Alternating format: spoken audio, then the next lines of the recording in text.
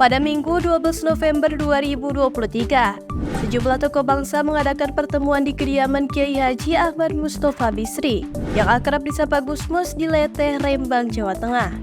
Para tokoh bangsa menyampaikan kekhawatiran mereka terhadap situasi menjelang pemilihan presiden 2024.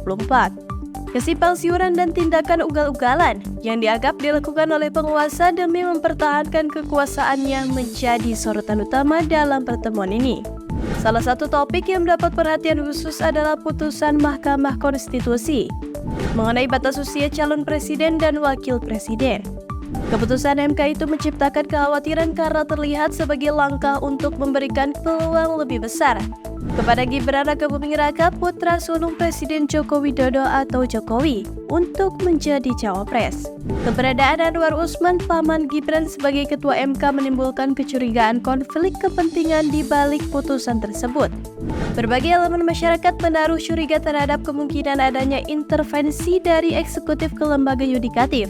Konsekuensinya, beberapa warga melaporkan Anwar dan MK membentuk mahkamah khusus untuk memprosesnya.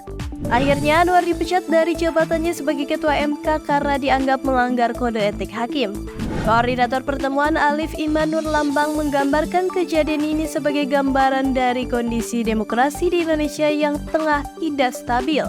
Ia menyoroti terpusatnya kekuasaan di eksekutif dan intervensi yang terjadi dari eksekutif ke yudikatif. Dalam konferensi pers yang diadakan melalui channel YouTube TV Indonesia, Alif menyatakan demokrasi Indonesia saat ini berada dalam guncangan.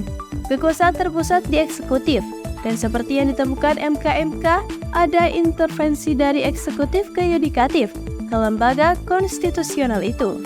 Pertemuan ini tidak hanya membahas masalah internal lembaga-lembaga negara, tetapi juga membicarakan ancaman terhadap pemilu 2024. Gusmus sebagai tuan rumah mendengarkan dengan penuh perhatian keluh kesah para tokoh bangsa dan memberikan dua masukan penting. Pertama, Gusmus mendorong para tokoh bangsa, aktivis demokrasi dan pemangku kepentingan HAM untuk memberikan nasihat kepada penguasa dan elit politik. Mereka diharapkan mampu menyadarkan bahwa situasi politik saat ini tidak hanya merugikan lembaga-lembaga negara, tetapi juga melukai hati masyarakat. Pesan kedua dari Gusmus adalah untuk terus melakukan pertemuan-pertemuan yang bisa memberikan pemahaman kepada masyarakat bahwa demokrasi di Indonesia sedang mengalami tantangan serius.